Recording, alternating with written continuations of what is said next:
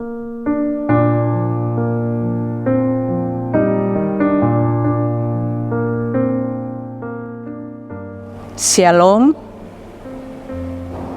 Selamat pagi Bapak Ibu Saudara-saudari yang Tuhan Yesus kasihi.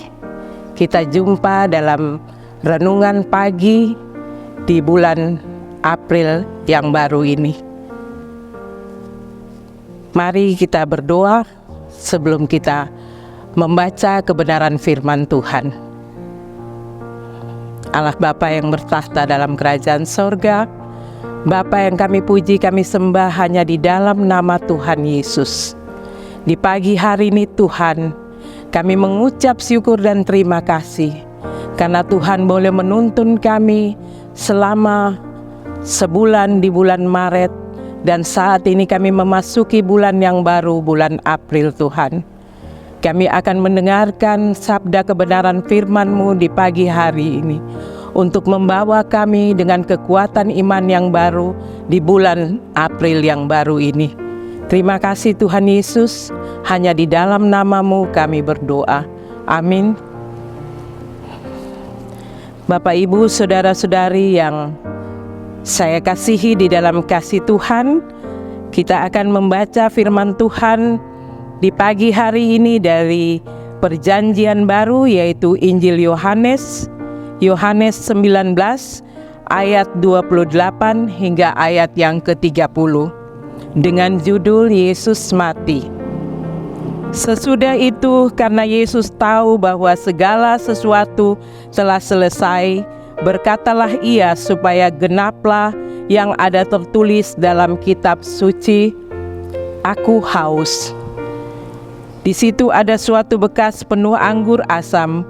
Maka mereka mencucukkan bunga karang yang telah dicelupkan dalam anggur asam pada sebatang hisop, lalu mengunjukkannya ke mulut Yesus. Sesudah Yesus meminum anggur asam itu, berkatalah ia, "Sudah selesai." Lalu ia menundukkan kepalanya dan menyerahkan nyawanya. Demikian jauh pembacaan firman Tuhan untuk kita di pagi hari ini. Bapak Ibu Saudara, saat disalib, Yesus mengucapkan beberapa kalimat yang disebut 7 perkataan di kayu salib. Apa saja perkataan Yesus di kayu salib dan apa maknanya bagi kita? Mari kita lihat perkataan yang pertama dari Lukas 23 ayat 34. "Ya Bapa, ampunilah mereka, sebab mereka tidak tahu apa yang mereka perbuat." Kalimat ini adalah ucapan Yesus sebagai doa kepada Bapa di sorga, memohon pengampunan atas semua perbuatan prajurit-prajurit Romawi yang menyalibkan Yesus dan membagikan pakaiannya serta membuang undi untuk mendapat jubahnya. Doa Yesus ini menunjukkan bahwa Dia penuh dengan kuasa untuk memberikan pengampunan. Perkataan Yesus yang kedua, ketika banyak orang mengolok-olok Yesus di kayu salib, para imam-imam, para ahli-ahli Taurat, bahkan prajurit-prajurit yang mengolok Yesus. Di situ juga terdapat 2 orang yang disalibkan di samping kiri dan kanan Yesus. Mereka adalah penjahat, penyamun yang bersama-sama Yesus disalib. Yang seorang juga menantang Yesus, "Jikalau engkau anak Allah, selamatkanlah dirimu dan selamatkanlah kami." Tetapi seorang yang berada di sebelah samping Yesus berkata dan menegur penjahat yang satu, "Mengapa engkau menegur dia? Orang ini tidak bersalah. Kita disalib karena perbuatan kita, karena kejahatan kita." Lalu dia berkata kepada Yesus, "Yesus, Jika engkau datang sebagai raja, ingatlah aku. Lalu perkataan yang kedua yang disampaikan ke Yesus adalah, sesungguhnya hari ini juga engkau akan ada bersama-sama dengan aku di Firdaus. Ini menunjukkan bahwa Yesus mengampuni semua orang yang datang kepada Dia akan diselamatkan. Orang yang berdosa sekalipun, ketika dia datang dan mengaku kepada Yesus Tuhan dan Juru Selamatnya, maka Yesus mengampuni dia. Perkataan Yesus yang ketiga, Yohanes 19 ayat 26 dan 27. Ketika Yesus memandang ke bawah salib, dia melihat ibunya dan murid yang dikasihinya.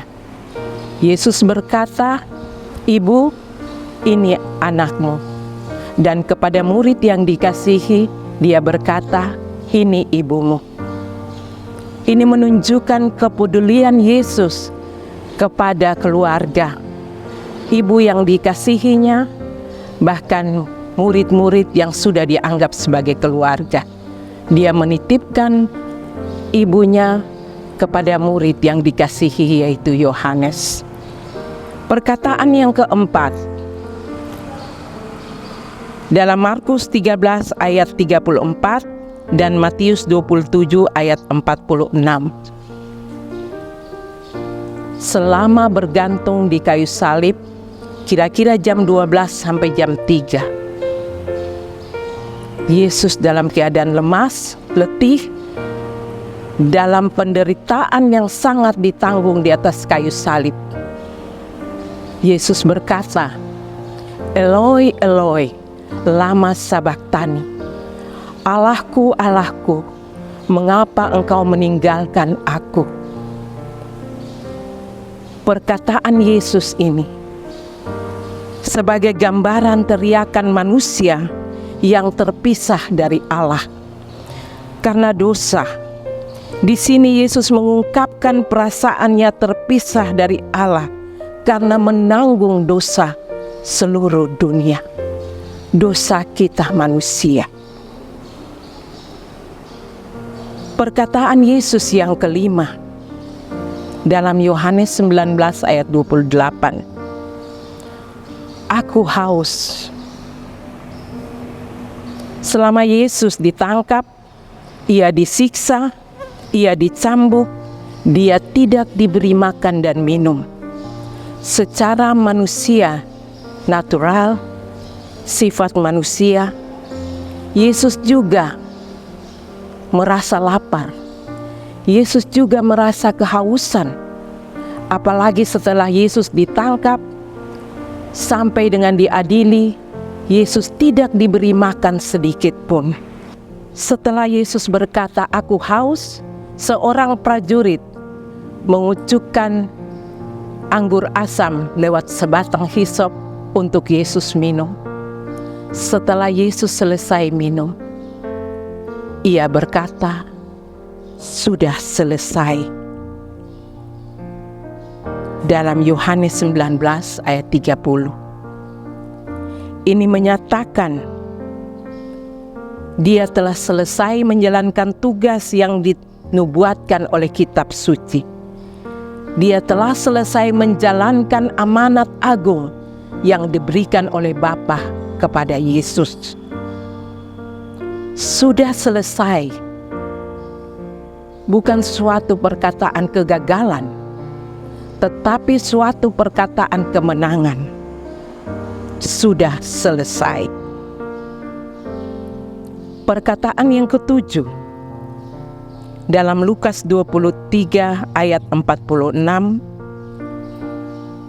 "Ya Bapa, ke dalam tangan-Mu kuserahkan nyawaku."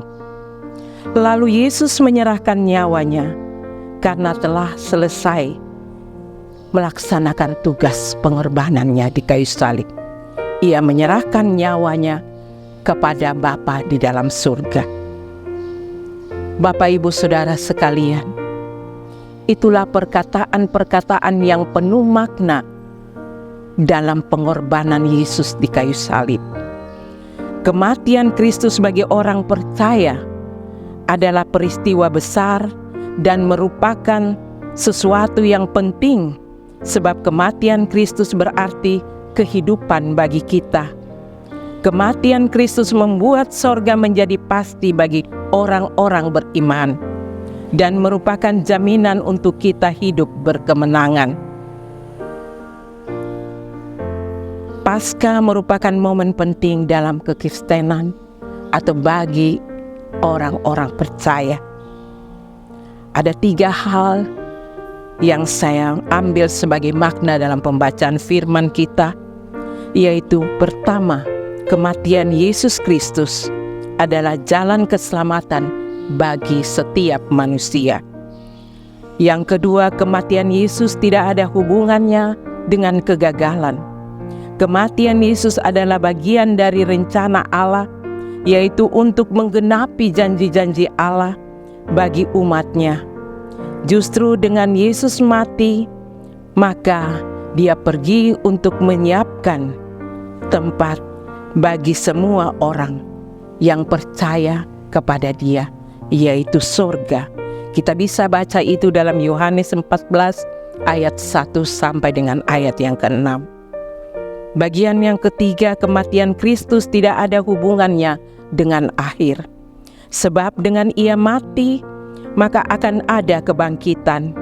Dengan kebangkitan, maka kita menerima kuasa, yaitu kuasa kebangkitan dari Allah. Artinya, kuasa yang telah membangkitkan Kristus, itu juga yang akan membangkitkan kita orang-orang percaya dari kematian dan meraih kehidupan kekal. Dengan kematian Kristus, kita akan hidup dalam kuasa Allah, hidup dengan penuh sukacita, damai sejahtera, dan di dalam Kristus kita mempunyai kepastian dalam segala perkara. Bapak, Ibu, Saudara sekalian, merenungkan penderitaan Yesus di kayu salib, kita harus punya komitmen untuk menjadi pengikut Yesus yang setia, menjadi pelaku-pelaku firman yang taat kepada Tuhan, sehingga kita juga akan menjadi alat-alat Tuhan untuk membawa kedamaian, keselamatan di tengah-tengah dunia ini. Tuhan yang mempunyai firman memberkati Bapak, Ibu, Saudara sekalian. Amin.